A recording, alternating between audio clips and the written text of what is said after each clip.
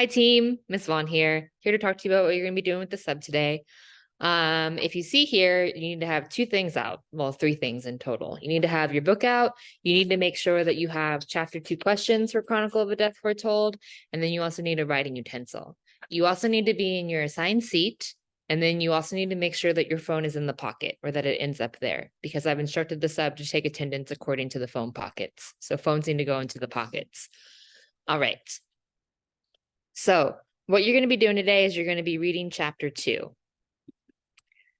Chapter 2, you're going to read through it. And before you begin reading, I suggest that you read through all of the questions that are listed here, just so you have in mind the things that you need to be paying attention for while you are reading. Okay, so that way you don't have to go back and totally do a reread. You can have these things in mind and you can jot down questions as you're moving through the book. All right. Let's see here. Okay, so this is the slide that should be displayed to the class after I'm done talking in this video. I went through chapter 2 from pages 25 to 47, and I've just given a little information about what the narrator is telling us about in these pages, because as we know, the narrator jumps around from person to person, but the narrator also jumps around in terms of like details that are happening. So he kind of has a little bit of a scatterbrain, remember, as he's putting together the pieces of this mirror back together. So here I have displayed all of the different main events that are happening throughout this chapter.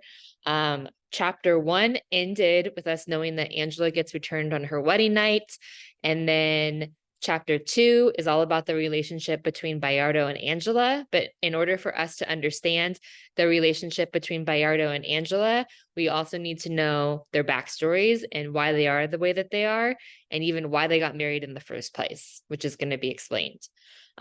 Remember that all of the details that are included, nothing is left out. Everything is pretty important for us to understand who these people are as characters, and then also how the townspeople viewed them. So pay attention to all the details that are revealed about Bayardo's family. Pay attention to all the details that are revealed about Angela's family, aka the Vicarios. And then also really closely read those last couple of pages on the night that she gets returned, which is also her wedding night. Okay, so finish chapter 2.